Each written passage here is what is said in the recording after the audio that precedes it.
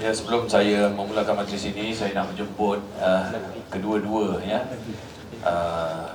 guru kita, iaitu Maulana Husnul dan juga Ustaz Khan hari ini untuk bersama dengan saya atas ni insya-Allah ya. Pertama dan selamanya bersyukur kita kepada Allah SWT kerana dengan limpah kurnianya, dengan kasih sayangnya kita dapat bersama-sama berhimpun pada malam ini untuk satu majlis ya, majlis untuk kita bersama-sama mengambil ibrah ataupun pengajaran ataupun ilmu yang insya-Allah sebentar lagi akan dikongsikan oleh dua guru kita, iaitu Al-Fadhil Yang Mulia Ustaz Khan dan juga Maulana Husnul Hizab insya-Allah ya. Dan hari ini majlis ini merupakan satu kerjasama kolaborasi duduk antara pihak Radio Zayan dan juga pihak MNS1 bersama dengan Bema Academy dan juga ada bersama Empire Dining sudah pastinya. Dan kami di Zayan sangat berterima kasih, sangat bersyukur kerana apabila kami sedang mencari sesuatu sebenarnya, mencari satu acara, satu majlis, satu platform, dan sebenarnya bagaimana kita sama-sama dapat boleh memupuk ukhuwah, memupukkan sayang sesama kita dalam masa 1 minggu saja sebenarnya.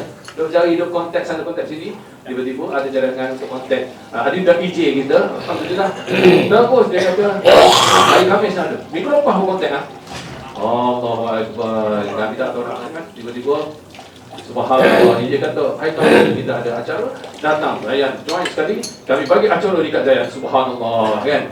Tak payahlah kami ni bersusah payah ya, tapi semuanya telah pun ditentukan oleh siapa? Allah Subhanahu Wa Taala. Tiada lain yang berkuasa melainkan Allah saja yang menemukan kita hari ini untuk kita sama-sama menzahirkan kasih sayang sesama kita kerana Allah Subhanahu Wa Taala. Dan pada malam ini yang paling penting sekali, kita dapat mengambil ibrah, kita sempurna dengan ma'al hijrah yang akan berlangsung tidak lama sahaja lagi. Tim Zayan pun dah ada kat sini, tim digital semua ada dekat sini, insya-Allah video-video akan diuploadkan kemudian ya, dan akan diletakkan dekat YouTube, channel YouTube, di IG dan sebagainya. Dan sebentar lagi juga selepas tamat solat Isyak, kita akan Isyak berjemaah dekat sini. Kemudian kita ada juga acara dekat bawah sana bersama dengan artis-artis yang memang tuan-tuan sudah kenali seperti Datuk Nash dan juga Abang Ali Ekspedisi kita. Saya pun dah lama tak jumpa Abang Ali. Mana Abang Ali? Jojo ada kat sini, subhanallah. Kami dan semuanya. Baik, saya rasa boleh kita mulakan dengan Ustaz insya-Allah. Sementara menantikan Maulana. Insya-Allah. Maulana dah. Alhamdulillah. Terima kasih banyak-banyak di atas kehadiran semua ya, para alim ulama ya, para ustaz, datuk-datuk yang sudi hadir pada malam ini. Okey, boleh ambil video, boleh ambil nama, tak ada masalah semua ya. Dan di hashtag dengar saya.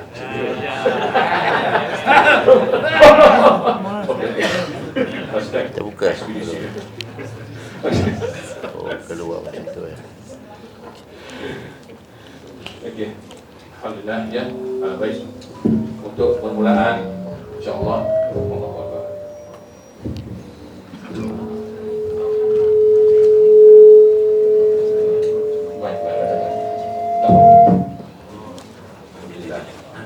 Baik, untuk pusingan pertama ni ya, insya-Allah kita nak mulakan dengan Yang Mulia Ustaz Khan Dai untuk memberikan kepada kita tentang pengertian hijrah dalam Islam. Dan saya dengar juga lah ya, yang makna hijrah yang berlaku pada zaman Nabi dahulu sebenarnya bukan berlaku dalam bulan Muharram. Saya tak pasti, kurang ilmu. Sama-sama kita dapatkan manfaat daripada Ustaz kita. Silakan Ustaz Khan. Bismillahirrahmanirrahim. Assalamualaikum warahmatullahi wabarakatuh. Alhamdulillahilladzi hadana lihadza wa ma kunna linahtadiya laula an hadana Allah. Wa usalli wa usallim ala nabiyyina wa habibina Muhammad ibn Abdullah khatimin nabiyyin wa sayyidil mursalin wa imamil muttaqin wa ala alihi wa sahbihi ajma'in. Allahumma inna naj'aluka fi nuhurihim wa na'udzubika min syururihim. Allahumma alhimni rusydi wa a'izni min syarri nafsi, amma ba'd. Alhamdulillah yang saya muliakan moderator Kakanda Abang FBI, masya-Allah, guru saya Syekhul Mishkat Maulana Husnul Hizam hafizahullah taala, datuk-datuk, datin-datin, tuan-tuan, puan-puan, ayah-ayah, ibu-ibu, abang-abang, kakak yang dirahmati lagi dikasihi Allah. Pertama dan selamanya kita panjatkan syukur pada Allah. Allah himpunkan kita di sini semata-mata kerana Allah, dan kita berada pada malam Jumaat, dan malam Jumaat ini merupakan malam Jumaat terakhir dalam tahun 1444. Kerana minggu depan, hari Selasa malam, kita dah masuk tahun baru 1445. Bila bicara tentang Zulhijjah, kita lebih melihat kepada musim haji, korban dan lain-lain. Jangan orang perasan Zulhijjah merupakan bulan 12. Kita lebih fokus bulan 12 ni Disember. Sedangkan Zulhijjah merupakan bulan terakhir dalam takwim Hijri, yang mana kita akan melangkah masuk ke tahun yang baru, iaitu 1445. Masya Allah. Tuan-tuan puan dirahmati lagi dikasihi Allah, bila bicara tentang hijrah, berbalik kepada soalan yang diberikan oleh moderator, maka hijrah dalam Islam ni terbagi kepada dua. Pertama, hijrah diri daripada satu keadaan kehidupan yang jauh daripada Allah kepada dekat dengan Allah, ataupun dah dekat dengan Allah semakin dekat dan taat kepada Allah. Yang kedua, hijrah tempat. Dalam Arab dipanggil intiqal makan ilal makanil ukhra, berpindah tempat daripada satu tempat ke tempat yang lain. Ini dua pengertian hijrah. Tetapi perlu kita semua tahu, tuan-tuan puan yang mulia, bahawa semua sahabat telah membuat hijrah yang pertama, tapi tak semua sahabat buat hijrah yang kedua. Dan hijrah yang pertama ini akan ditanya di akhirat, hijrah yang kedua tak akan ditanya di akhirat. Maksudnya macam mana? Semua sahabat telah buat penghijrahan diri. 124,000 para sahabat telah hijrah diri daripada kehidupan yang dulunya kita semua tahu, kehidupan mereka Arab Jahiliah, kepada satu kehidupan semulia-mulia manusia selepas para Nabi. Sehingga baginda menyatakan bahawa sahabat Nabi ini merupakan bintang. Hari ini kita kalau tengok satu perkara yang hebat, kita kata bintang. Dia ni star, main bola kan, dia ni star. Ataupun penyanyi, bintang kan, bintang popular ni nak tak nama lagi kan. Masya Allah, Abang Iber dia tak tercalon dah. Okey. Ataupun film star. Tuan-tuan, bintang ni Nabi dah guna 1400 tahun yang lepas. Nabi kata ashabikan nujum, sahabat aku umpama bintang. Nabi kata sahabat Nabi lah star. Siapa yang ikut dia akan dapat petunjuk. Sehingga ulama mengatakan bahawa 124,000 para sahabat telah ubah kehidupan mereka daripada kehidupan mereka jauh daripada Allah menjadi semulia-mulia manusia selepas para Nabi. Jadi ada sahabat Nabi yang tak sempat hijrah ke Madinah, seperti Sumayyah binti Khiyat, syahid di Mekah, tak sempat hijrah ke Madinah. Jadi inilah yang akan ditanya di akhirat. Allah beri usia kepada kita, walikulli ummatin ajal. Setiap manusia Allah beri masa dan tempoh. Dan tempoh masa yang Allah beri kepada kita, ini akan ditanya di akhirat. Maka dalam kehidupan kita ni, kita perlu usaha untuk hijrah diri kita daripada satu kehidupan yang jauh daripada Allah kepada dekat dengan Allah. Adapun penghijrahan yang kedua, hijrah tempat, ini takkan ditanya di akhirat. Satu orang Kelantan, kalau sampai mati duduk Kelantan pun takkan ditanya. Ataupun dia nak hijrah duduk KL, macam Abang IJ hijrah duduk KL, pun bukan satu kesalahan. Jadi kata ulama, dua penghijrahan dalam Islam, satu hijrah diri, satu lagi hijrah tempat. Masya Allah.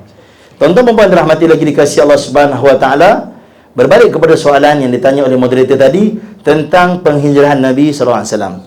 Betul ke hijrah Nabi ni tak berlaku pada 1 Muharram? Habis tu kenapa kita sambut ma'al hijrah pada 1 Muharram? Baik. Dalam riwayat yang sahih juga disebut dalam Rahikul Maktum oleh Safiur Rahman Barakfuri rahimahullahu taala, menyatakan bahawa hijrah Nabi ni berlaku pada 26 Safar, ataupun riwayat lain menyebutkan 28 Safar.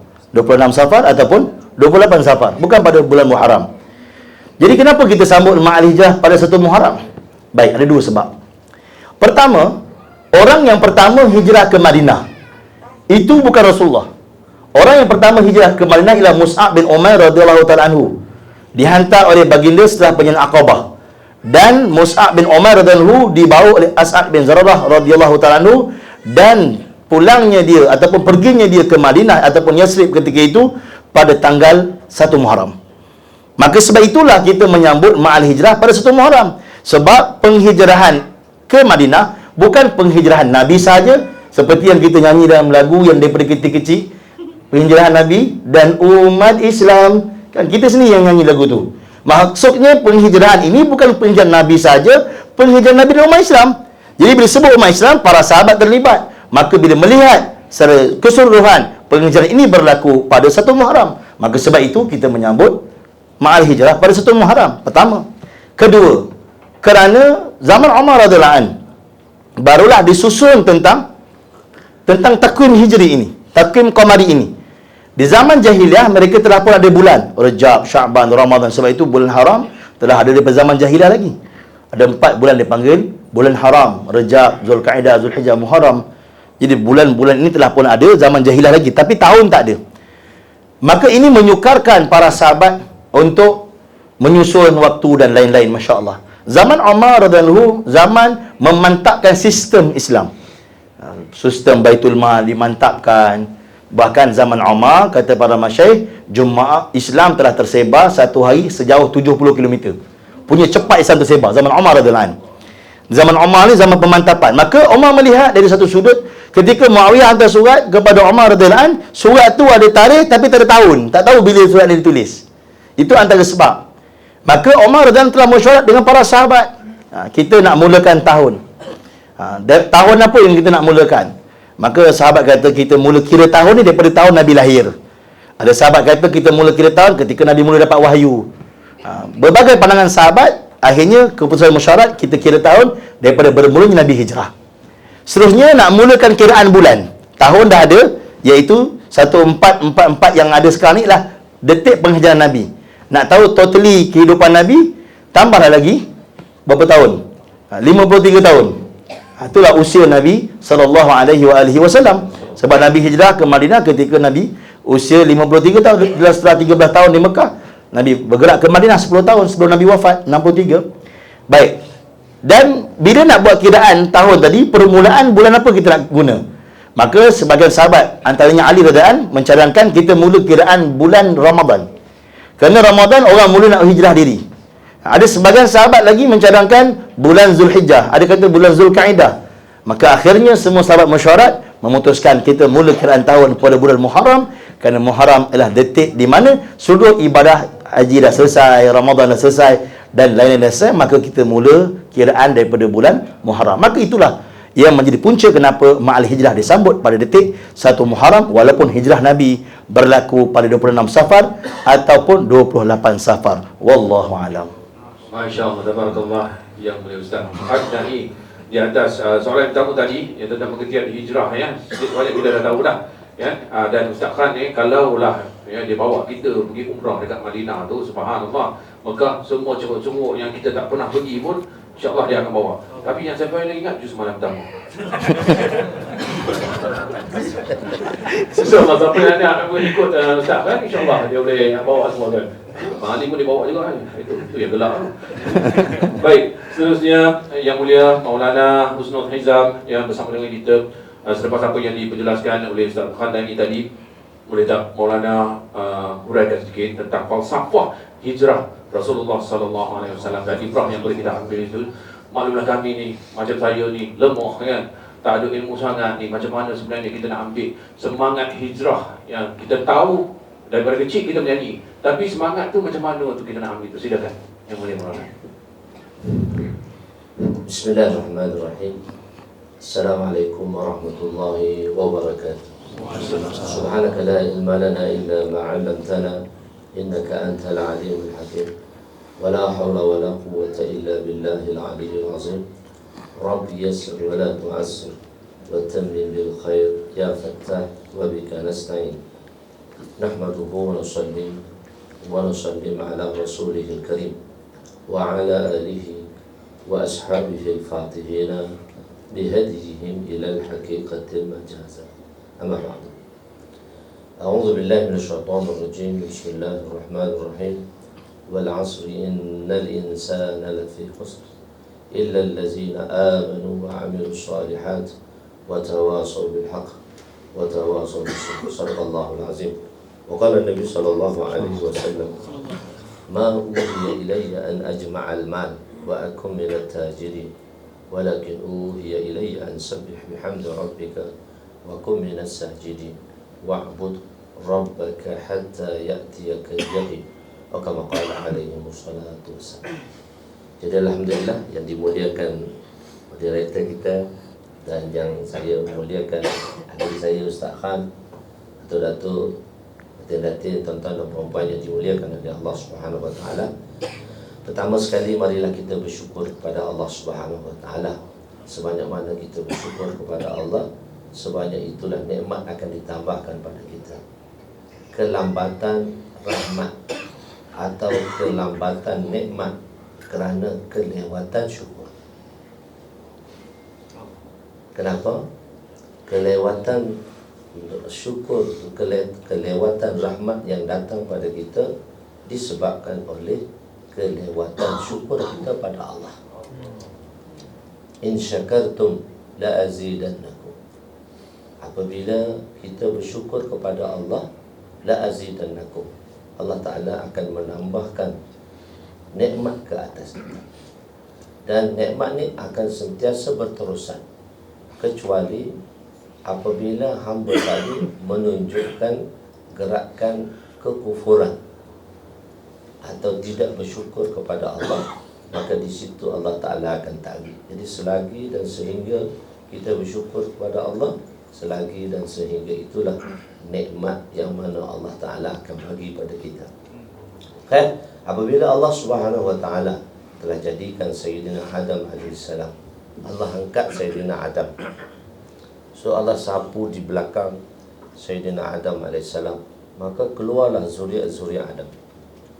Daripadanya lahirlah ada orang yang kaya, ada orang yang miskin, ada orang yang senang, ada orang susah, ada orang handsome macam hijau.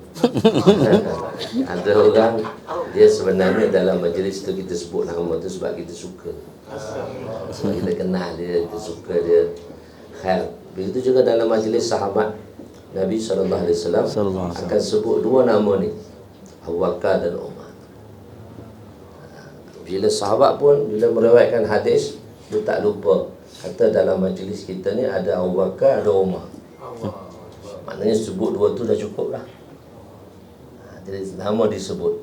Jadi kenapa nama disebut? Sebab kita suka. Jadi apabila Adam AS bertanya Allah Ta'ala, dia kata, ya Allah, kenapa jadi berbeza-beza? Ada handsome, ada tak handsome, ada kaya, ada miskin. Allah Ta'ala kata pertama, aku suka aku disyukuri. Jadi aku buat, kalau semua kaya, ada orang miskin, susah. Semua susah. Jadi Allah Ta'ala jadikan tadi sebab orang kaya. Okey, kita boleh faham orang kaya, alhamdulillah, banyak duit. Orang handsome, Masya Allah. Orang miskin, orang bodoh, macam mana? Macam mana nak bersyukur? Orang miskin kata, Allahu Akbar, nasib baik tak kaya. Sebab apa? Kalau kaya, Allah tanya nanti akhirat susah nak jawab. Sayyidina Umar radhiyallahu anhu, dia meninggal. Bila Sayyidina Umar meninggal, selepas 10 tahun dia meninggal, Sayyidina Abdullah bin Umar, anak beliau, telah bermimpi jangan jumpa Sayyidina Umar. Maka Sayyidina Umar radhiyallahu anhu tanya, anak-anak, berapa lama dah ayahnya tinggalkan anak-anak? Maka Abdullah bin Umar kata, ayahnya dah tinggalkan kami 10 tahun. Ayahnya dah mati 10 tahun dah. Umar kata, Allahu Akbar. 10 tahun tu baru selesai tanya tentang pemerintahan Umar. Allah. 10 tahun kita tanya kat kubur tu. Umar kata, Allahu Akbar. Baru selesai tanya aku jadi khalifah 10 tahun.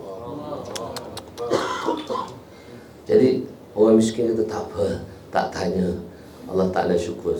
Terus sebab tu Nabi suka untuk menjadi orang miskin. Dan miskin Nabi, miskin pilihan. Kan? Orang kaya, orang tak handsome, kata apa? Tak apa, tidur mana pun tak kisah. Kalau orang handsome, dia kena ada bodyguard, susah. Tidur susah.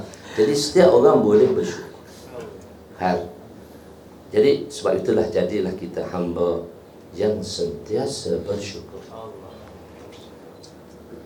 Sahabat telah tanya Nabi, ya Rasulullah, kenapa sembahyang sampai bengkak kaki? Afala akuna abdan syakura.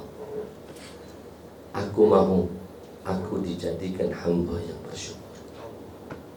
Bila Allah SWT anugerahkan, jadi syukur ni berbeza-beza keadaannya. Bila Allah anugerahkan kepada Nabi apa yang sakit tu, Nabi Ayub AS, daripada kesakitan beliau, beliau telah dianugerahkan satu anugerah yang besar, nikmat yang besar. Allah Ta'ala hujankan dia dengan hujan belalang emas. Allah hujankan dia dengan hujan belalang emas. Kat rumah dia Allah hujan, bukan hujan, belalang emas tu hujan. So Allah nak gantikan atas kesusahan dia.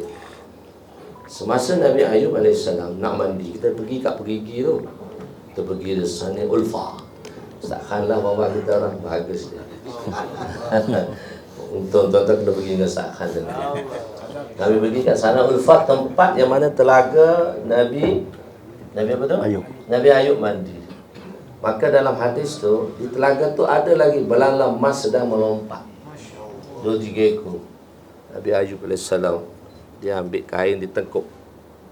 Maka Allah kata, Ayub, kenapa buat macam tu? Tak cukup ke aku bagi kat rumah tu? Hujan emas yang aku turunkan pada kamu. Apa Nabi Ayub kata, ya Allah, ini pun rezeki, aku perlu bersyukur dengannya. Ambil semua juga lah, apa tinggal je. Jadi itu berbalik, itu kita bersyukur.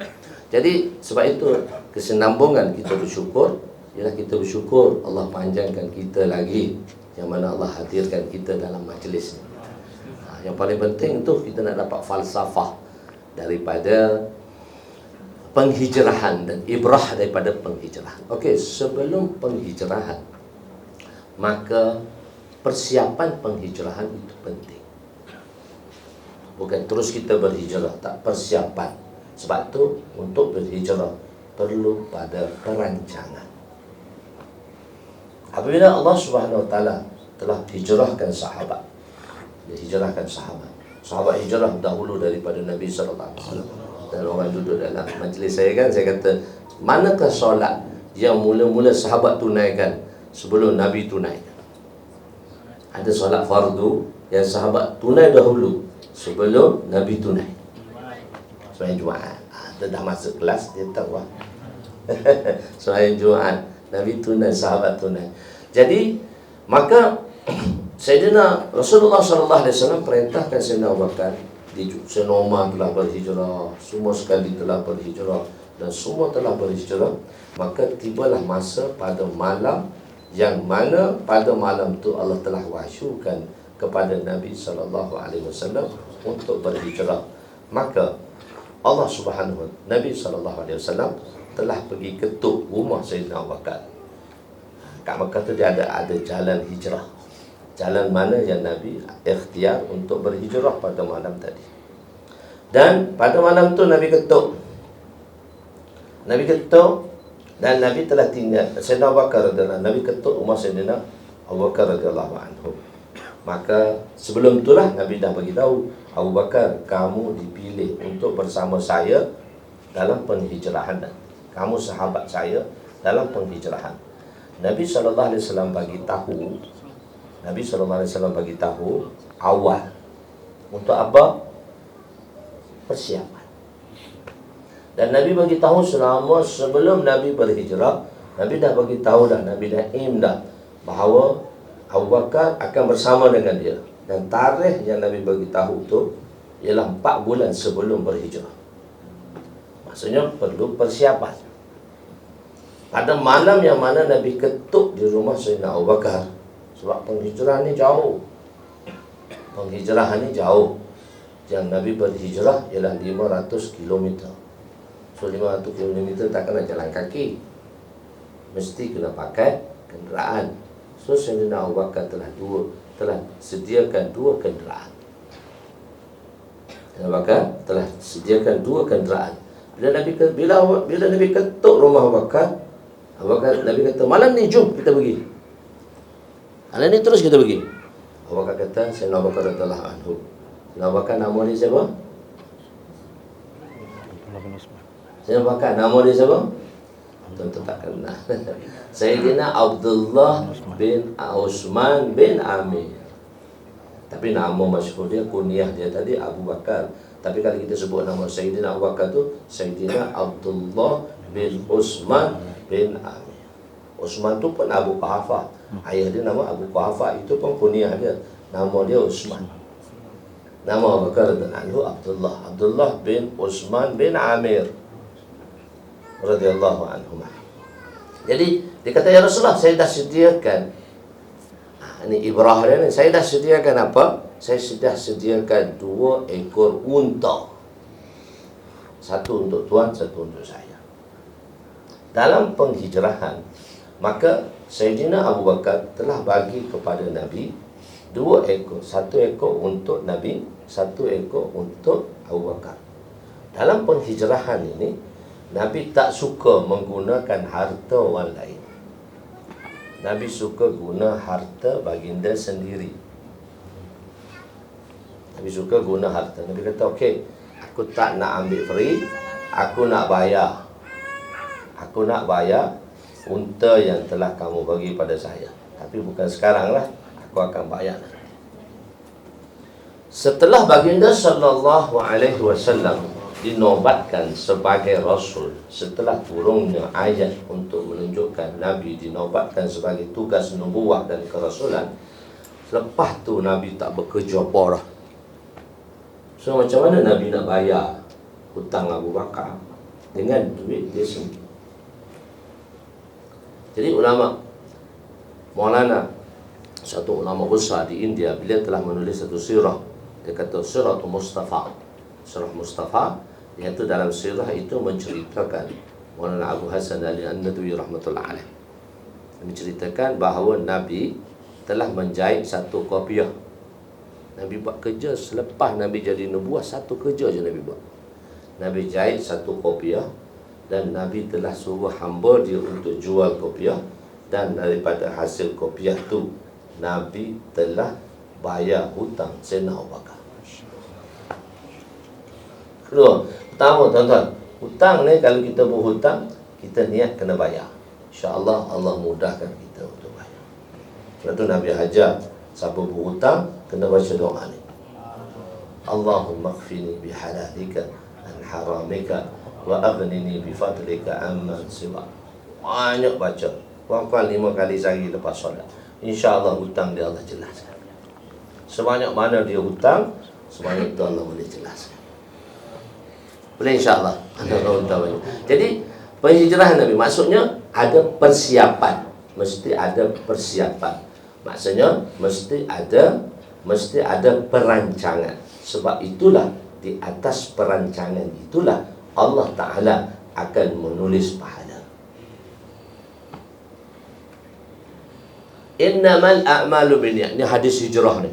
Hadis ni hijrah, peristiwa hijrah berlaku. Kita baru baca tu 3-4 minggu. Peristiwa kenapa hadis hijrah berlaku? Kerana peristiwa hijrah ni berlaku ialah sebab satu orang sahabat. Hadis ni yang Nabi sabda innamal a'malu binniyat berkaitan dengan hijrah. Satu orang sahabat yang dikenali dengan nama Muhajir Ummil Qais. Itu bukan nama sebenar dia. Selalu Zayan kata kalau dia interview orang lain, dia kata itu bukan nama sebenar. Setiap hari Khamis. Nah, bukan nama sebenar. Jadi maka apa dia? Nama dia Muhajir Ummil Qais. Muhajir orang yang berhijrah. Ummil Qais ialah seorang wanita yang dihantar pinangannya. Ibu kepada Ummil Qais, namanya Qailah. Nama dia apa dia? Qailah. Nama dia Qailah. Cuma dia digelar dengan nama Ummul Qais. Jadi, dan apabila sahabat tu, wanita tadi berkata, boleh tuan, aku akan terima pinangan kamu bila kamu berhijrah nanti. Je, boleh? Jadi kena hijrah dulu je. Jadi aku akan terima pinangan kamu setelah kamu berhijrah. Maka wanita pun berhijrah. Maka berhijrahlah lelaki tadi. Berhijrah kerana nak kahwin seorang wanita. Tapi ajibnya dalam peristiwa ini, nak bagi tahu 124 daripada peristiwa hijrah ni, ibrah dia, siapa nama lelaki itu. Seorang pun tak tahu. 124,000 ni pegang tutup mulut rahsia. Siapa nama lelaki tu? Dia kata minta maaf, kami tak nak bagi tahu. Kita 2 orang tahu, 1 kampung dapat tahu. Maknanya 124,000 ni boleh pegang rahsia. Itu hikmahnya penghijrahan tadi. Boleh pegang rahsia. Sebab kalau bagi tahu nama itu satu keaiban. Man satara muslim fi dunya satarallahu fil akhirah. Para siapa yang menyembunyikan kesilapan, menyembunyikan keaiban saudaranya di dunia, maka Allah Ta'ala akan menyimpankan segala keaibannya. Allah sembunyikan keaibannya di akhirat. 124,000 ni terror. Satu orang pun tak bunyi. Tidak, sampai akhir dunia ni orang tahu siapa lelaki tu. Tapi sebab itu penghijrahan tu bukan berdosa pun berhijrah kerana nak berkahwin. An-nikah sunnati. Nikah tu sunnah aku, Nabi kata. Maka kahwinlah, Nabi kata, wadudul walud. Kahwinlah dengan wanita yang wadudul walud, wanita yang berkasih sayang, dan walud, wanita yang keturunan banyak anak. Begitu. Jadi 124,000 tu boleh simpan rahsia, yang mana boleh simpan rahsia bahawa dia tak nak bagi tahu siapa. Jadi hebatnya mereka tadi boleh simpan rahsia. So macam mana kita, bila kita tahu keaiban orang, kita tak boleh cerita keaiban orang. Salah mencerita keaiban orang, tak boleh. Jadi sebab itu kita tak boleh cerita keaiban seseorang. Tak boleh, keaiban itu disimpan. Jadi salah tak boleh tegur. Salah boleh tegur, tapi bukan dengan cara mengaibkan. Salah kena tegur, tapi bukan cara mengaibkan. Sekarang dunia ni, dunia moden. Tik satu masuk seluruh dunia sampai. Dulu tingkat dia, sekarang masuk satu perkataan seluruh dunia. Nabi berkata, akan datang satu masa orang Islam yang akan menyusahkan orang Islam dengan lidah mereka dan tangan mereka. Lidah tak kuat dah, tangan kuat sekarang. Sebab dunia di hujung jari. Saya dah delete dah. Tipu kau delete. Di iCloud tak boleh delete pun. Di iCloud tak boleh delete. Yang dia delete tu, dia kata dia dah delete lah. So iCloud tak boleh delete. Tapi apa yang Allah tulis lagi tak boleh delete. iCloud pun tak boleh delete. Boleh cari balik tau apa kita tulis tu, kita delete tu, di iCloud tu panggil tu, dia mari balik. Jadi sebab itu paling penting, jangan kita mengaibkan orang. Ibrah tu jangan kita jangan aibkan orang. Kita boleh tegur. Jadi kita boleh tegur orang. Ada orang kata adin nasihat, agama tu nasihat ustaz, boleh tegur siapa saja. Nasihat bukan bermakna teguran. Nasihat di situ makna dia tanggungjawab. Jadi orang salah faham. Orang kata apa dia? Adinun nasihat, agama tu nasihat.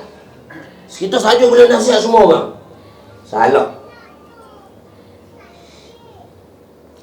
Agama tu nasihat. Terjemah tu bukan salah. Cuma ulama dahulu vocabulary dia tak banyak. So dia terjemah dengan perkataan nasihat. Agama tu nasihat. Macam mana tulis, agama tu nasihat. Nasihat dalam bahasa Arab, terjemah dia Melayu, nasihat Arabnya al-wa'iz, orang yang memberi nasihat. Al-wa'zu, orang yang memberi nasihat. Al-wa'iz, orang yang khatib tu pemberi nasihat. Kalau nasihat dalam bahasa Arab, dia tak terjemah Melayunya nasihat. Salah. Sebab nasihat bahasa Arab, terjemah nasihat bahasa Melayu tak kena. Jadi nasihat ni dalam satu perkataan Arab, dia memberi makna satu perkataan yang banyak makna. Kita panggil lafaz mushtarak. Satu perkataan at least paling dua makna atau lebih. Misalnya perkataan ainun. Ainun ni perkataan tu ialah dua gatus makna. Ainun mata, ainun emas, ainun jiwa, ainun lutut, ainun mata air, ainun pengintik, ainun penyakit. 7 makna. Jadi nasihat tadi dia banyak makna. Dan hadis tu panjang. Hadinun nasihat. Sahabat dia faham, dia orang bahasa Arab. Dia faham, dia pun tanya, qalu liman ya Rasulullah, nasihat tu untuk siapa? Nabi bagi tahu 5. Lillahi wa li rasulihi wa li kitabihi wa li a'immati muslimina wa li ammatihim. Nasihat untuk Allah. Takkan kita nak nasihat Allah? Kalau kita terjemah nasihat tu nasihat, takkan kita kata nasihat pada Allah? Nasihat untuk Allah, nasihat untuk Nabi, nasihat untuk Al-Quran. Oh, hebatnya gitu. Nak nasihat ke Allah, nasihat ke Al-Quran, nak nasihat ke Nabi, nasihat untuk pemimpin. Okey, boleh mudah. Dan nasihat untuk umat. Jadi nasihat itu, jadi ulama dahulu kerana vocabulary, cakap Jawa pula, kerana perbendaharaan perkataan bahasa masa itu tak banyak. Jadi beliau meletakkan makna istilah saja. Agama, nasihat. Jadi nasihat itu bukan maksud nasihat kita. Nasihat itu maksud dia responsibility, tanggungjawab. Adinun nasihat. Sahabat Bahirah, ya Rasulullah, tanggungjawab pada siapa yang kita kena tunaikan? Nabi bagi tahu, lillah, tanggungjawab kamu pada Allah. Wali rasulihi, tanggungjawab kamu kepada Rasul, tanggungjawab kamu kepada Al-Quran. Satu lagi makna dia, menginginkan kebaikan. Inginkan kebaikan daripada pemimpin dan inginkan kebaikan pada umat. Jadi nasihat tak boleh terjemah nasihat, tak betul. Nasihat itu ialah tanggungjawab. Jadi kita satu tanggungjawab. Jadi kita ada satu tanggungjawab. Dan penghijrahan ini adalah satu tanggungjawab. Dan penghijrahan ini tak akan berakhir. Macam mana Ustaz Khan kata, penyerahan diri. Penghijrahan yang kedua maksudnya al-muhajir man hajara manahallah. Muhajir itu ialah orang yang mana dia meninggalkan apa yang Allah tak suka. Itulah. Jadi maksudnya iaitu yang pertama sekali ialah dari penghijrahan ni. Dan hadis penghijrahan tadi, kenapa hadis hijrah itu disebut oleh Nabi? Amal sekali Nabi nak bagi ulama mengatakan, iaitu jangan mengaibkan manusia. Salah kena tegur, tapi bukan dengan aib. Manusia suka dibelai. Betul? Manusia suka dibelai. Maka kita belai dengan perkataan baik, baru kita bagi teguran. Dia boleh terima dah kita. Bila kita belai dulu, nak belai macam mana? Panggil lah dia, makan roti canai sekeping, bagi air teh segelas. Lepas kena air teh, lepas tu sana, apa tu nak cerita? Cerita saya boleh dengar. Kena air teh lah. So dia mesti dibelai. Dia kena belai. Dia tak boleh bagi terus. Dia kena belai. Satu ustaz kami bagi misal. Misal tu moden sikit lah. Satu orang, bos dia bagi kerja. Okey, 5 proposal kamu kena buat. Dia pun buat 5 proposal siap. Dia pun bagi kat bos dia. Proposal kelima tu tak betul. Proposal 4 lain betul. Bos kata, bodoh punya budak. 17 tahun kerja dengan aku, nak buat ni pun tak pandai. So dia tak dibelai. Dia dimarah. So maka dia kata apa dalam hati dia? Jaga engkau. Kereta engkau baru beli tu, aku toreh nanti. Sebab tu kereta cikgu kena toreh. Kat sekolah kan kereta cikgu kena toreh. Pengalaman nampak. Okey. Jadi masa dia perlu dibelai. Dia kata apa? Okey, proposal pertama okey, kedua okey, ketiga saya suka sangat. Keempat, carry on lah, 80% bagus. Kelima ni kalau boleh baiki sikit je. Bos, 2 minit saya siap. Kenapa dia boleh kata macam tu? Sebab dia telah dibelai. Dia dibelai, kita kena belai. Jadi penghijrahan ni, kalau kita nak ajak umat, maka kita perlu membelai umat. Macam mana Nabi telah membelai umat. Wallah, panjang pada saya. Masya Allah. Tak cukup. Masya Allah. Baik, terima kasih Yang Mulia Maulana di atas pengisian yang dikongsikan tadi. Falsafah. Itu pun dah kira macam pantun kebahagiaan yang sebenarnya kita tak tahu sebelum ni. Ada banyak perkara tadi yang telah pun dikongsikan oleh Maulana. Tapi kalau kita nak minta Ustaz Khan berkongsi lagi di anto story tentang hijrah ni.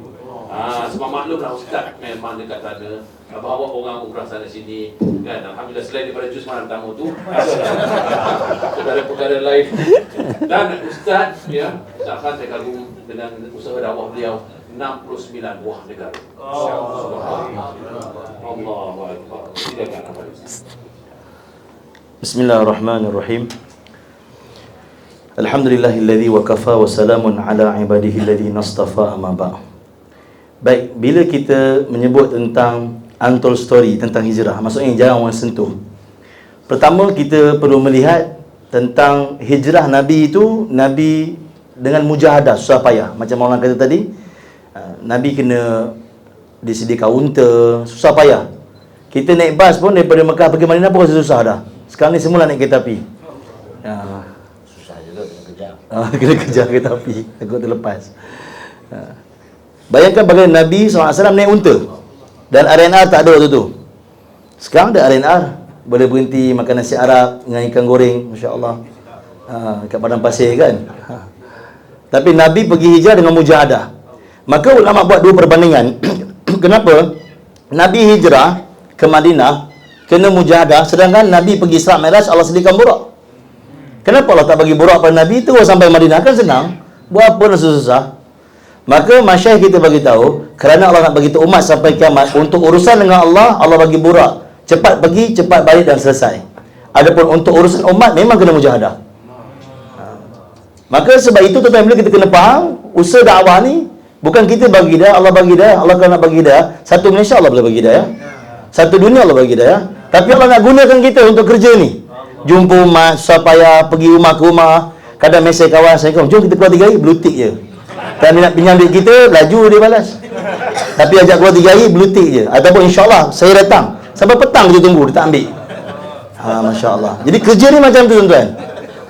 Lagi-lagi tuan-tuan yang pernah buat usaha di universiti, UPM, UKM, Masya Allah, tuan-tuan tahulah. Ujung minggu ni insyaAllah saya akan ikut awak 3 hari insyaAllah. Tapi kita tunggu daripada pagi sampai petang, dia tak datang pun. Kita tunggu kat surau tu. Tapi hari Ahad kita jumpa dia, macam dia tak pernah janji apa kita. Hari tu saya lupa dah. Tak apa, saya okey. Ni kerja dakwah tuan. Ni kena tebalkan muka. Masyarakat kata mengorbankan mur'ah, mengorbankan marwah muka kita untuk kerja ni, Masya Allah. Jadi tuan-tuan dimiliki Allah Subhanahu Wa Taala. Untuk itu kita perlu faham perbezaan di antara Isra wal Mi'raj dengan hijrah Nabi. Isra wal Mi'raj urusan Nabi dengan Allah, Nabi diberikan burak, selesai cepat, balik cepat. Adapun hijrah perlu mujahadah. Kerana urusan ini dengan umat. Baik, yang kedua, kita perlu melihat satu perkara tentang penghijrahan Nabi ini yang sahih juga disebut dalam Rahibul Maktum oleh Sayyidina Imam Bukhari. 6 orang yang membantu hijrah Nabi dan 4 daripada mereka ialah Abu Bakar punya company, Abu Bakar punya keluarga. Pertama Abu Bakar sendiri. Yang kedua anak Abu Bakar, Abdullah bin Abu Bakar. Kerja dia apa tuan-tuan? Kerja Abdullah bin Abu Bakar ialah mengintip, dengar apa yang membincang di Darul Nadwa dan dia akan naik Jabal Sur beri laporan Kakuzari kepada Nabi dan Abu Bakar. Dan Abdullah bin Abu Bakar ialah anak Abu Bakar daripada isteri yang pertama. Abu Bakar 4 orang isteri. Isteri yang pertama namanya Kutailah. Dan Kutailah tak masuk Islam. Daripada isteri yang pertama lahir 2 orang anak, iaitu Abdullah bin Abu Bakar dan Asma binti Abu Bakar. Adapun Ummul Mukminin Aisyah binti Abu Bakar daripada isteri yang kedua namanya Ummu Ruman. 2 beradik, Abdurrahman bin Abu Bakar dan Aisyah binti Abu Bakar. Maka Asma binti Abu Bakar dengan Aisyah binti Abu Bakar Ummul Mukminin merupakan satu bapa tapi tidak satu mak. Tuan-tuan naik, saya tunggu kat tangga. Ini namanya mutakhir berpengalaman lah. Dia dah tahu dah, dia kalau naik esok tak buat umrah. Tuan-tuan kat atas ada orang jual Maggi, ada jual teh. Oh, Ustaz tahu biasa sini. Tapi kita tunggu kat tangga pertama aja. Dia telah naik hantar makanan, insya-Allah. Yang keempat, Amir bin Fuairah. Siapa dia? Dia adalah hamba Abu Bakar telah dibebaskan dan kerja dia membawa kambing, unta untuk tutup tapak kaki Nabi dan Abu Bakar. Yang kelima, bawa Sayyidina Ali, ganti tempat tidur Nabi. Yang keenam, Abdullah Al-Uraiki yang menjadi rahaba, penunjuk jalan Nabi SAW. 2. 3, Untold Story yang jarang disebutkan. Banyak orang membicarakan tentang hijrah Nabi ni, Nabi dengan Abu Bakar radhiyallahu anhu. Sedangkan kata ulama, Nabi hijrah 4 orang. Siapa dia? Nabi SAW, Abu Bakar radhiyallahu anhu, Amir bin Fuhairah tutup jalan Nabi, tutup bekas tapak kaki Nabi, dan yang ketiga Abdullah Al-Uraiki menjadi penunjuk jalan Nabi SAW. 3, 4. Nabi SAW hijrah, Nabi sampai di Zulhulaifah. Nabi berhenti di 6 tempat, tuan-tuan. Nak bahaskan tak cukup masa. Nabi berhenti di 6 tempat kata Imam Bukhari rahimahullah, termasuk di rumah Ummu Makbat radhiyallahu ta'ala anha. Dan perintah yang terakhir iaitu di Zulhulaifah, iaitu di Bir Ali sekarang. Di situ 2 pembahagian. Nabi boleh masuk ke kampung Hazraj, iaitu di Masjid Nabawi sekarang, ataupun Nabi boleh pergi ke kampung Aus, iaitu Kuba. Baik, 2 suku terbesar di Madinah, Aus dan Khazraj, yang telah berperang sekian tahun dalam Harbul Bu'as. Mereka bermusuhan dan mereka berbunuh-bunuhan sekian lama kerana seekor unta telah makan rumput di suku yang lagi satu. Tu je punca dia. Orang kampung kita, lembu dia makan bunga getah rumah kita pun kita tak perang. Dia bayangkan jahiliah kehidupan mereka, unta makan rumput, punca menjadi perang sekian lama hingga berbunuhan. Baik, Nabi SAW boleh buat keputusan sama ada Nabi nak masuk kampung Hazraj, iaitu tapak Masjid Nabawi sekarang, iaitu kampung Bani Najjar, ataupun Nabi pergi ke kampung Aus, iaitu di Kuba. Maka Nabi telah buat keputusan untuk masuk daripada kampung Aus. Kenapa? Ini jarang diceritakan. Sebelum itu saya nak bagi tahu pada tuan-tuan mengenai tentang hubungan Nabi dengan Khazraj. Nabi ada hubungan kekeluargaan dengan Khazraj, baik dari sebelah bapa juga sebelah ibu. Yang sebelah ibu selalu orang ceritakan, dari sebelah bapa jarang diceritakan, tapi dia terdapat dalam riwayat yang sahih. Tapi jarang diceritakan. Tuan-tuan yang dimuliakan Allah Subhanahu wa taala, moyang Nabi namanya Hashim bin Abdul Manaf. Hashim bin Abdul Manaf. Kan, Muhammad bin Abdullah bin Abdul Muttalib bin Hashim bin Abdul Manaf. Abdul Manaf, kalau mengikut pandangan Syekh kami di Madinah, bukan nama Allah. Manaf bukan nama Allah. Sebab itu Syekh kami bila pelajar baru masuk daripada Indonesia, nama apa? Ahmad bin Abdul Manaf.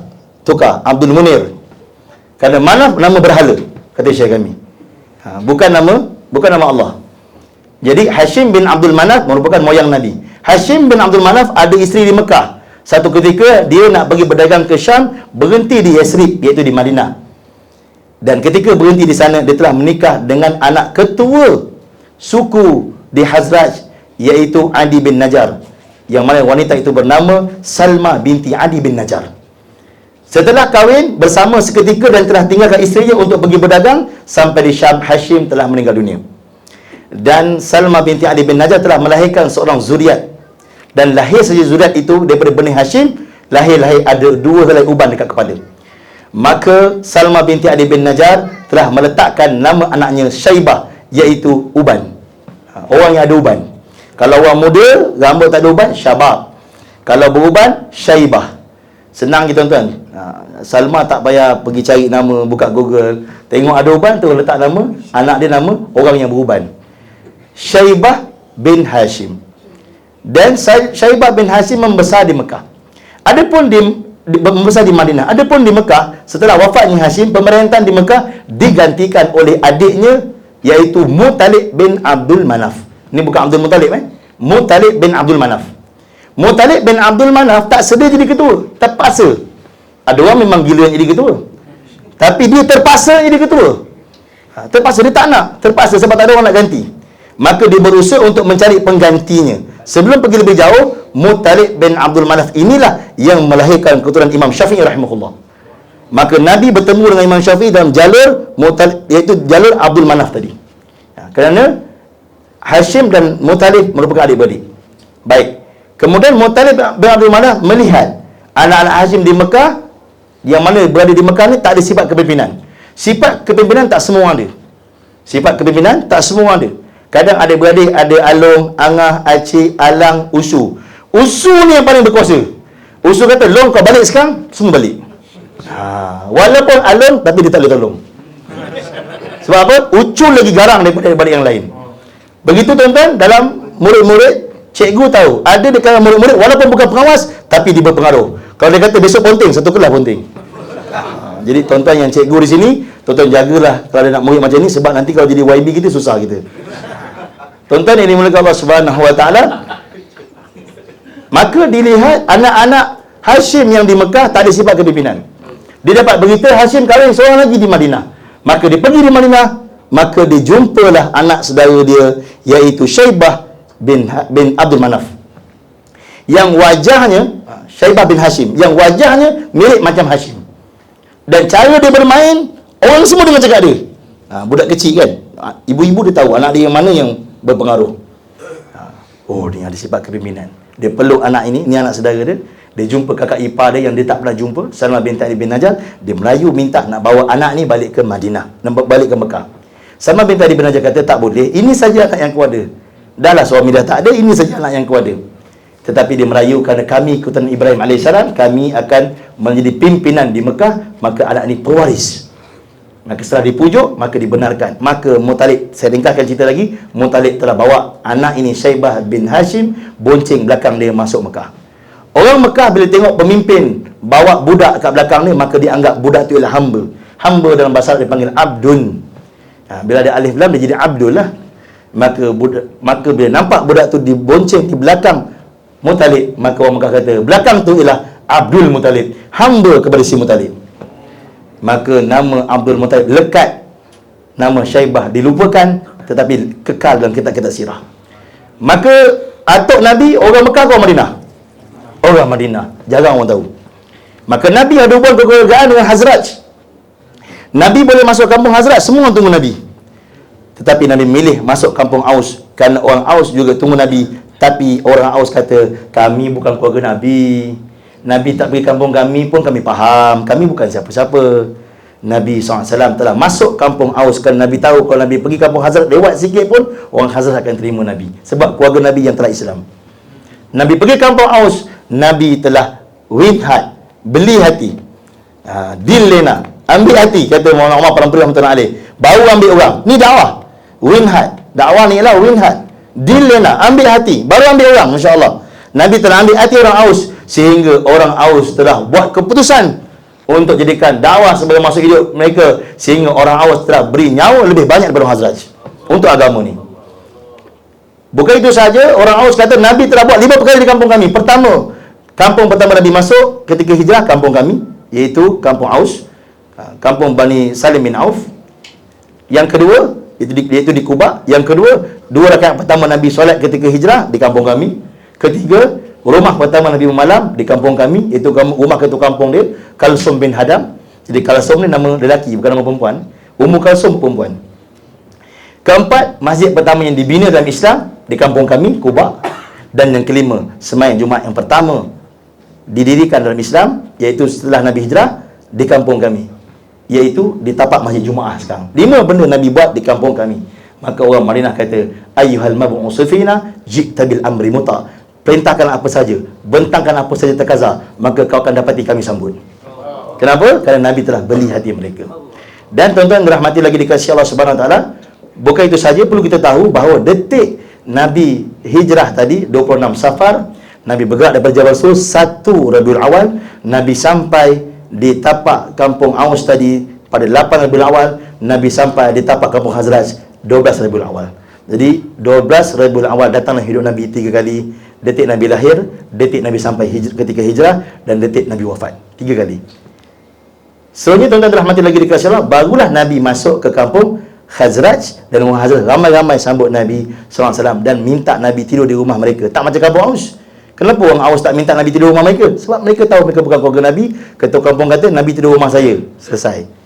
Itu pun dah cukup dah buat kami. Tapi orang Hazraj minta Nabi tidur rumah mereka. Ya Rasulullah, tidur rumah saya. Sebab 2 pupu, 3 pupu ada hubungan kekeluargaan dengan Nabi. Akhirnya Nabi bermalam di rumah Abu Ayyub Al-Ansari radhiyallahu anhu. Itu beberapa kisah antar story, banyak lagi. Itu cuma beberapa supaya membuka minat kita untuk kita mengenali sirah Nabi SAW. Kerana dengan kenal sirah Nabi, maka bertambah cinta pada Nabi. Bila cinta pada Nabi, semangat kita untuk amal sunnah Nabi dan sambung perjuangan dakwah Nabi. Untuk itu tuan-tuan, kita semua niat untuk buat kerja Nabi hingga akhir kita. Semua sedia insya-Allah. Masya-Allah.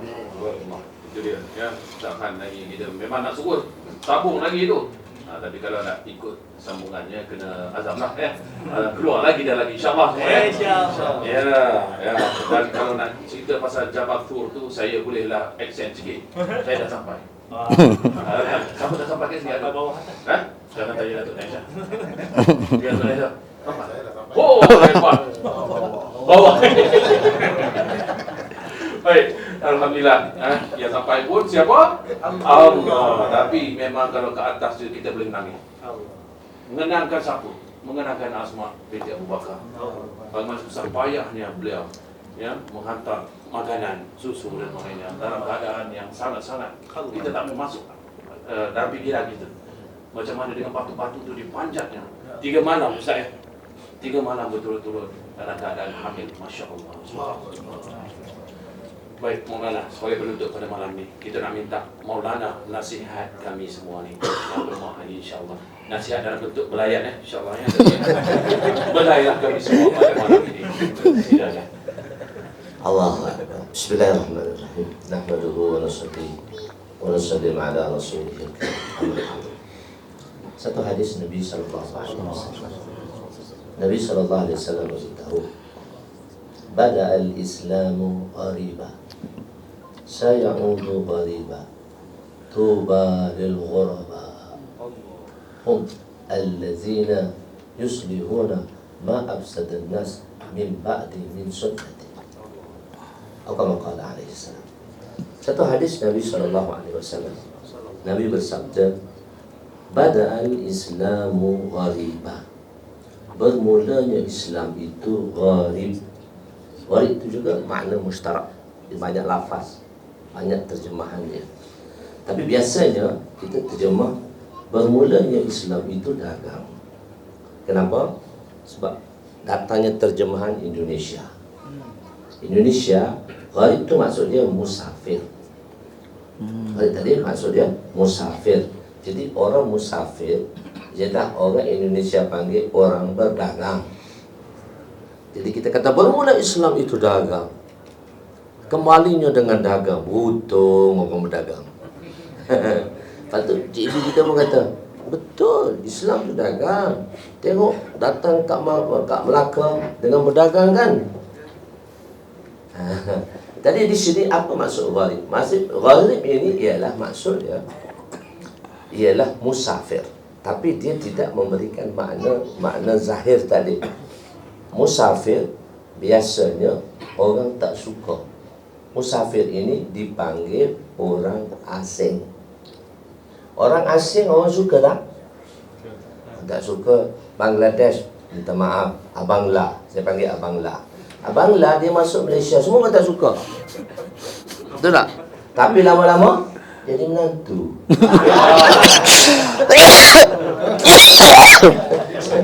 Jadi menantu. Tak suka, lepas tu jadi suka. Lama-lama jadi menantu. Saya pergi 2017, saya pergi Bangladesh lalu istimewa. Setiap tahun saya tengok satu Bangladesh tu. Entah handsome pun. Di sebelah dia wanita Melayu, cikgu, comel pula tu. Saya kata, sebelah kau siapa? Isteri saya, dia kata. Cikgu, saya kata cikgu, betul ke suami cikgu? Dia kata, ya abang saya. Siapa dia? Abang La ni lah. Abang dia. Abang La. So, kenapa bawa dia pergi di sana? Dia naik satu flight. Dia kata nak pergi jumpa pak mertua. Tak pernah jumpa lagi, dah kahwin, tak pernah jumpa pak mertua. Jadi, orang asing. Gharib ni maksudnya asing. Orang yang tak disukai.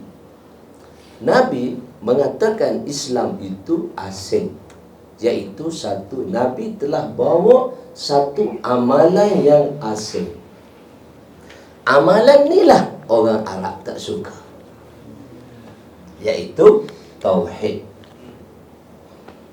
Bada'al Islamu ghariba, bermulanya Islam itu dengan satu amalan yang manusia tidak suka. Itu terjemah dia, gharib. Bermula Islam itu dengan satu amalan yang mana orang tak suka. Orang Arab mana suka, Abu Jahal mana suka. Orang Arab dia telah jadikan 360 berhala. 360 berhala Tuhan dia. Dia kata 360 Tuhan tak boleh selesai masalah. Satu Tuhan boleh selesai masalah. Allahu Akbar. So Nabi bawa tauhid. Nabi bawa satu benda baru yang mana orang Arab tak boleh. La ilaha illallah. Jadi apa susahnya Abu Jahal nak ucap? Abu Jahal kata kalau ucap aku kena tinggal semua 360 Tuhan tu. Dia faham. Jadi itu satu benda yang baru. Nabi telah membawa satu tauhid yang mana umat ini tak suka. Dan pertama sekali kan, dia ada 360 berhala. Yang biasa jangan dicerita satu berhala. Berhala ni ada satu berhala, iaitu berhala ni Allahu Akbar. Berhala ni disembah oleh bukan. Mula-mula berhala. Kenapa bermulanya berhala di Mekah? Apabila satu orang wanita yang bernama Nailah, dia tawaf, tapi pada masa tawaf secara jahiliah. Dia tawaf tak sempurna pakaian. Seksi lah. Kalau kata dia tawaf seksi.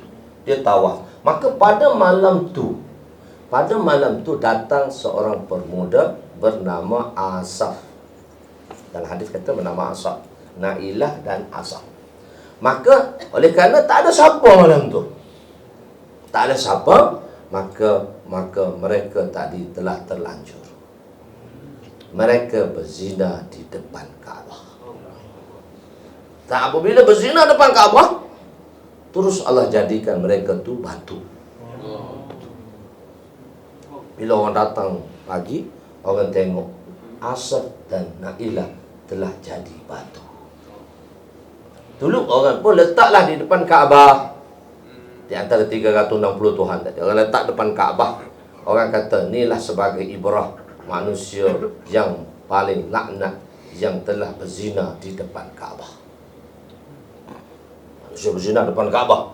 Jadi mula-mula lepas tu dia dijadikan ibrah. Tapi sampai zaman Nabi, Nailah dan Asaf telah jadi patung sebagai Tuhan. Nailah dan Asaf tu bukan lagi patung orang berzina, tapi dah jadi sembahan orang-orang Arab. Sayyidina Abu Zar Al-Ghifari radhiyallahu anhu, dia masuk Islam. Ni kisah ni tak dibawa oleh Maulana Zakaria rahmatullahi alaih, tak bawa dalam kisah ini, tapi kisah ini dibawa dalam riwayat Imam Muslim rahmatullahi alaih. Iaitu Abu Zar Al-Ghifari, dia masuk Islam, dia pun pergi duduk di Mekah. Dia masuk di tanah haram. Dan dia tak berani nak tanya siapa Nabi SAW. Dan dia pun duduklah di Mekah. Dan dia duduk dalam Kaabah. Nabi kata, Az-Zamzam lima syuribalahu. Air Zam-Zam tu, dengan niat apa kamu minum, Allah akan selesai masalah kamu. Kalau siapa minum air Zam-Zam, niat nak kenyang, dia kenyang, tak payah makan. Siapa minum air Zam-Zam, dia niat nak hilang penyakit, so penyakit dia hilang. Siapa minum air Zam-Zam, yang mana dia rasa nak hilangkan dahaga dia hilang. Dia kata Az-Zamzam 5 ribu. Dia duduk sebulan. Dia kata bila aku lapar aku minum air Zam-Zam. Tu dia belum Islam lagi tu. Bila aku lapar aku minum Islam. Bila aku lapar aku minum Islam. Tapi pada malam tu, dua orang wanita sedang tawaf dan menyebut nama Nailah dan Asaf sebagai Tuhan. Dan malam itulah dia jumpa dengan Abu Bakar dan dia masuk Islam di situ. Dan Abu Zar kata, dia kata, aku duduk sebulan kat Mekah, tak keluar apa pun, duduk di situ sahaja dan tak makan apa pun, kenyang. Ustaz kami, dia pergi duduk 2 bulan situ, minum air Zam-Zam saja 2 bulan. Allah sihatkan dia. Jadi itu maksudnya bada'al Islamu ghariba. Islam ni bermula dia dengan apa? Dengan gharib, dengan agama yang manusia tak suka. Sayaudu ghariba, dan berbahagialah. Betul? Dan akhir sekali nanti maka kembali dia juga dengan amalan yang manusia tidak suka. Dan Nabi kata, tuba, berbahagialah ghuraba. Ghuraba ni plural pada gharib. Tuba lil ghuraba, berbahagialah orang-orang yang ghuraba. Dan itu riwayat sampai Imam Muslim, riwayat ini sampai situ. Imam Tirmizi tambah dalam riwayat ini. Apa maksud tuba? Hum allazina yuslihuna ma afsadan nas min ba'di min sunnati. Dia menjelaskan makna ghuraba tadi. Ghuraba itu siapa? Hum, mereka ma afsadan nas, yaitu yuslihuna, mereka yang memperbetulkan balik, mengubah balik, mengislahkan balik. Ma afsadan nas, apa-apa yang telah manusia rosakkan, min ba'di, selepas kematianku, min sunnati, yaitu sunnahku. Jadi mereka yang menghidupkan kembali sunnahku, mereka menghidupkan kembali, iaitu sunnah yang paling besar yang telah Nabi tinggalkan kepada umat ini. So last kali sebelum Nabi wafat, Nabi sakit 2 bulan. Nabi sakit kepala 2 bulan. Bila Nabi balik daripada hijrah, bila Nabi balik daripada Hajatul Wida yang terakhir, maka Nabi masuk Mekah 4 hari bulan Zulhijjah. Nabi keluar daripada Mekah 14 Zulhijjah. So Nabi sampai balik ke Madinah 8 hari, iaitu 22 Hijrah, 22 Zulhijjah. Bermula Muharram, Nabi sakit 2 bulan. Nabi sakit. Nabi kata, kalau riwayat kata, ya ra'sata. Nabi ikat kepala dia macam ni. Nabi tarik dengan kain. Nabi kata apa? Ya ra'sata, ya ra'sata, hai kepala aku yang sakit. 2 bulan Nabi sakit. Sebelum Nabi sakit kering 5 hari, iaitu di malam Jumaat. Bermulanya sakit kering Nabi di malam Jumaat. Selepas solat Isyak, Nabi tak keluar lagi berjemaah. Hari Jumaat, hari Sabtu, hari Ahad 15 waktu, hari Khamis 1 waktu, hari Isnin. Dan Nabi meninggal 12 Zulhijjah, 12 Rabiul Awal. Lepas tu 12 itu hari Isnin. Hari Isnin subuh Nabi tak boleh keluar sembahyang berjemaah. Tapi Nabi rasa lega lah. Nabi pun tengok umat dia. Nabi pun masuk balik. Dan dalam pukul 10 atau pukul 11 pagi, wafatlah Nabi yang tercinta. Siti Fatimah radhiyallahu anha telah melantunkan satu syair setelah kewafatan Nabi. Subbat alayya masaibun law annaha subbat alal ayyami sirna layaliya ma za'ala syamma turbata ahmadi alla yashumma madas zamani khawaliya. Subbat alayya masaibu, telah diselubungi ke atasku musibah yang sangat besar. Lau annaha, jika sekiranya musibah itu diletakkan pada hari yang siang, nescaya gelap gelitalah ia. Siang pun tak boleh menerima kesedihan kewafatan baginda. Maza ala syamma turbata ahmadi, mengapa tidak menjadi satu kewajipan ke atas siapa sahaja yang telah mencium turbata Ahmadi, tanah yang mendempel dengan jasad yang mulia. Tanah tu tak ada nilai. Tanah tak ada nilai. Tapi tanah tu bila dia mendempel dengan jasad Nabi, harumnya tidak ada mana-mana haruman dalam dunia ini yang menandinginya. Maza ala syamma turbata Ahmadi, mengapa tidak menjadi satu kewajipan ke atas mereka yang mencium tanah perkuburan Nabi, tidak lagi mencium mana-mana perfume dalam dunia ni. Antara mana-mana dalam dunia tak payah cium dah, sebab tanah Nabi itu wangi. Orang yang mendepel Nabi. Sebab itu sesuatu benda yang besar pada umat ni, apabila bersama umat ini, bila semua benda bersama dengan Nabi, benda itu akan jadi mulia. Sayyidina Anas radhiyallahu anhu, satu orang khadim, orang yang berkhidmat kepada Nabi SAW. Anas bin Malik, dia datang rumah Nabi umur 9 tahun. Nabi wafat di umur 18 tahun. Diduduk dengan Nabi selama 9 tahun. Diduduk dengan Nabi. Dan Sayyidina Anas ni, dia berkhidmat kepada Nabi siang malam. Dan Sayyidina Anas ni, Nabi doa khas untuk dia panjang usia. Umur dia 108 tahun. Dia mati umur 18 dan dia umur 90 tahun selepas Rasulullah wafat. Sayyidina Anas ni, Allah bagi dia rezeki. Kurma dia berbuah 2 kali setahun. Dan satu rezeki yang tak ada pada orang lain, ada pada Sayyidina Anas. Anak dia 120 orang. Berapa? 120 orang anak Sayyidina Anas. Bukan satu ibu lah je, banyak ibu. Saya pernah dengar kawan, satu orang kawan saya, dia Kapten Abu Bakar, dia daripada Brunei. Dia keluar kami dengan kami 4 bulan tahun 89 sebelum saya belajar. Jadi sebelum saya belajar di madrasah, dia keluar dengan saya. Saya tanya, Kap ada berapa adik-beradik? Saya ada 24 adik-beradik. Saya emak seibu. Maksudnya maksimum wanita boleh beranak 24 orang. Sayyidina Anas ada 120 anak. Dan Sayyidina Anas ni, dia ada satu bekas air yang nama dia Kedah. Qadhi. Kedah tu mangkuk air sebenarnya. Bising.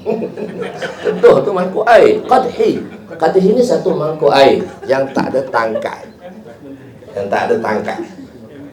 Okey, yang tak ada tangkai. Dan dia ni selalu bagi minum kat Nabi. Nabi pun minum. Maka terkenalah mulut yang mulia. Kedah.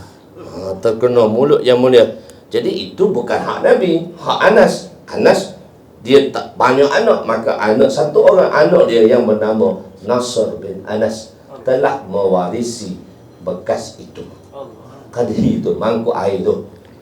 Maka masa tu dia terpaksa jual dengan harga pada masa itu 800,000 dirham. 800,000. Satu dirham 40 ringgit kali 40. Harga masa tu bekas Nabi minum 32 juta RM. 32 juta. Kenapa jadi 32 juta? Kerana disitulah mulut yang mulia meminum. Tanah yang tak ada nilai, tak ada nilai jadi mulia.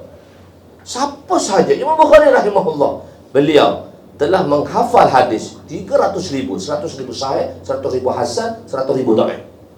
Bersama dengan sanad-sanadnya. Maka bila Imam Bukhari meninggal, tanah kuburnya wangi. Kerana apa? Kerana dia menanggung hadis Nabi SAW. Tuan guru kami, Maulana Musa Rohani Bazi rahimahullah, masyhur kat Malaysia ni, kitab dia nama Berkat Makiyah. Dimasyhurkan di Malaysia oleh Ustaz Razif. Iaitu Berkat Makiyah. Berkat Makiyah ni satu kitab tu nama Nabi. Maka apabila tuan guru kami meninggal tahun 1998, Masa tu saya habis 1997, final year itu 1997. Masa tu kita tengah keluar setahun. Maulana meninggal. Masa tu kita dalam khurus, Maulana meninggal. Lepas masa Maulana meninggal, orang datang. Selepas setahun saya nak balik, saya pergi ziarah kubur tu lagi. Saya ambil tanah tu. Oh, masih ada wangi. Jadi maksudnya apa sahaja yang berkaitan dengan Nabi, maka dia akan jadi mulia. Begitulah umat ini mulia apabila dia ada kaitan dengan Nabi. Umat ini akan jadi mulia bila apa? Bila dia ada kaitan dengan Nabi. Nabi telah tinggal satu kerja yang mulia.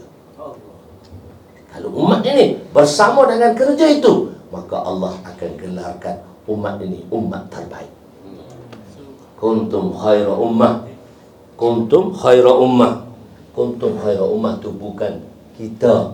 Kuntum tu ialah sahabat. Antum tu baru kita. Orang salah terjemah. Kuntum, kita umat terbaik. No, kita tak umat terbaik. Saya bayang di Belgium, saya bayang dalam bahasa Arab, orang guru bahasa Arab di depan saya. Saya kata, kita bukan umat yang terbaik. Nahnu laisa khairul hadha sahabah, hadha hiya ayah yanzil ila sahabah. Ayat ini diturun pada sahabat atau orang terbangun. Nahnu laisa khairul ummah. Arab tanya, kita bukan khairul ummah. Kita bukan umat terbaik.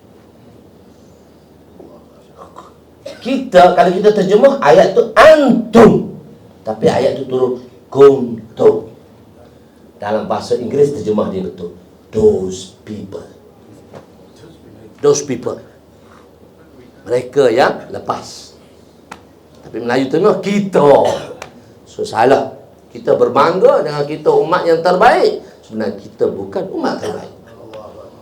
Atau Ustaz tu kuntum khairah. Kuntum itu ialah sahabat. Sayyidina Umar kata ayat ni turun pada kami. Dan kamilah umat yang terbaik. Jadi kalau kamu nak jadi umat terbaik, kamu kena ikut kami lah. Kamu kena buat macam mana kami buat lah. Baru kamu yang buat. Was-sabiquna al-awwalun wal-muhajiruna wal-ansar wal-ladzina ittaba'uhum bi ihsan radhiyallahu anhu. Orang yang terdahulu, orang yang mula-mula, dan orang yang berhijrah, dan orang-orang yang berhijrah dan muhajir dan musafir, dan yang kelima wallazi, dan mereka wallazina ittaba'uhum bi ihsan, mereka yang mana mengikutinya dengan ihsan dan ikhlas radhiyallahu anhu.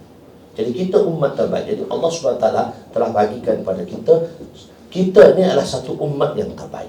Sebab tu dalam kerja dakwah nak memberitahu kepada umat ini, kitalah umat yang terbaik dan kitalah yang bertanggungjawab. Kitalah yang bertanggungjawab untuk seluruh manusia. Pergi jumpa manusia, Haji, orang Islam yang tak ada kalimah. Orang Islam, tuan-tuan, pernah jumpa tak orang Islam yang tak boleh ucap kalimah? La ilaha, la ilaha, la ilaha. 3 hari 3 malam ajak kalimah la ilaha illallah aja. Tapi dia orang Islam. Jadi itu umat baginda sallallahu alaihi wasallam. Jadi sebab itulah kerja dakwah ni satu tanggungjawab yang mana Allah bagi pada kita.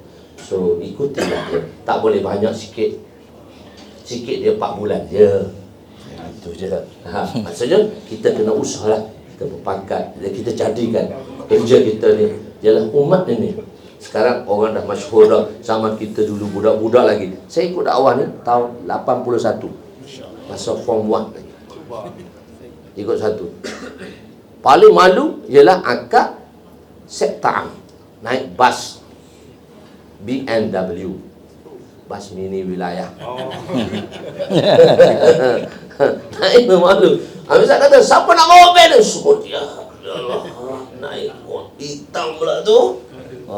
Masa tu masak nasi dengan masak nasi dengan kertas. Musim hujan, kayu tak ada, masak dengan kertas. Masak juga. Jadi susah payah. Zaman sekarang senang lah. Noza. Zaman sekarang Noza lah. Siapa pun boleh. Zaman dulu susah pengorbanan.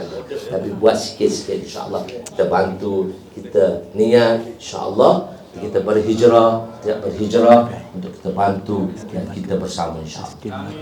Boleh saya sedia insya-Allah. Tazkirah Melaka minta maaf ambil masa panjang. 20 bulan. InsyaAllah ya.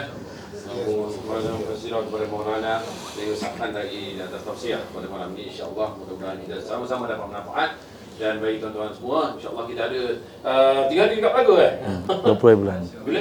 20 23 insya-Allah. Malam hijrah Tutup daripada ya di Melaka. insya-Allah ya untuk Masjid Tanjung Minyak. Anas pun muka dah keluar poster tak ada lari dan mungkin ya Sempena Malam Hijrah. Sempena Malam Hijrah insya-Allah. Dan sebentar lagi tuan-tuan perempuan semua insya-Allah di bawah nanti kita akan sediakan jamuan dan juga kita akan ada juga majlis tiga lagi insya-Allah bersama dengan bahagian petang zayan kita. H&H Hazwan dan Hadari pun ada dekat sini, Ustaz Bola pun ada dekat sini insya-Allah ya. Dan akan bersama dengan mereka juga adalah selebriti-selebriti yang kita kenali lama itu Datuk Nash ni insya-Allah dan juga Abang Ali SPC Dami pun ada insya-Allah. Insya-Allah. Ya, jadi untuk itu kita ada doa Minta Maulana ke masjid itu. Kemudian kita akan berjemaah Isyak insya-Allah. Selawat 3 kali. Allahumma shalli ala sayyidina Bismillahirrahmanirrahim. Alhamdulillahirabbil alamin. Wassalatu wassalamu ala asyrafil anbiya'i wal mursalin wa ala alihi wa ashabihi ajma'in. Allahumma hdina wahdi bina. Allahumma hdina wahdi bina. Allahumma hdina wahdi bina. Waj'alna sababan liman ihtada. Allahumma hdina jami'an. Allahumma hdina jami'an. اللهم انصر من نصر دين محمد صلى الله عليه وسلم واجعلنا منهم. اللهم فقهنا في الدين وعلينا التأويل واهدنا إلى سواء السبيل. اللهم إنك عفو كريم. اللهم إنك عفو كريم تحب العفو فاعف عنا. اللهم اغفرنا بحلالك عن حرامك وأغننا بفضلك عما سواك. Ya Allah ya Tuhan kami, ampunilah dosa-dosa kami, dosa kedua ibu bapa kami, dosa mertua kami, dosa abang kami, dosa kakak kami, dosa adik kami, dosa jiran tetangga kami, dosa sahabat handai kami, dosa wali-wali kami, dosa datuk nenek kami, dosa asatizah kami, dosa talamizah kami, dosa anak isteri kami, dan dosa seluruh umat muslimah sekalian ya Allah. Ya Allah, pandanglah kami dengan pandang rahmat-Mu, pandanglah kami dengan kasih sayang-Mu. Ya Allah, kami hamba-Mu yang penuh dengan dosa dan noda. Ya Allah, kami hamba-Mu yang penuh dengan dosa dan noda. Setiap kesilapan yang telah kami lakukan, ampunilah ya Allah. Maafkanlah kami ya Allah. Ya Allah, maafkanlah kami ya Allah. Jika Engkau tidak mengampuni dosa kami, siapa lagi yang dapat mengampuni kami ya Allah. Maha suci Zat-Mu, Maha agung Zat-Mu, Maha kaya kurniaan-Mu, Maha segala-gala yang menjadi milik-Mu ya Allah. Ya Allah, pandanglah kami ya Allah, pandanglah kami dengan kebaikan. Ya Allah, pandanglah kami dengan rahmat-Mu. Ya Allah, satu hari nanti kami akan ke kubur ya Allah. Kubur gelap ya Allah. Kami akan tinggal kesunyian seorang diri ya Allah. Siapa yang dapat menyelamatkan kami? Hanya iman kami kepada-Mu ya Allah, dan iman kami kepada baginda sallallahu alaihi wasallam, dan amal kami. Ya Allah, ya Allah, percerahilah kubur kami ya Allah. Percerahilah kubur kami. Ya Allah, kami takut ya Allah. Kami takut ya Allah untuk kami hadir di hadapan-Mu ya Allah dengan dosa-dosa kami, dengan kesalahan-kesalahan kami, dengan noda-noda yang telah kami lakukan. Untuk kami berdiri di hadapan-Mu ya Allah, betapa kecilnya kami, betapa hinanya kami ya Allah. Ya Allah, maafkanlah kami ya Allah. Maafkanlah kami ya Allah.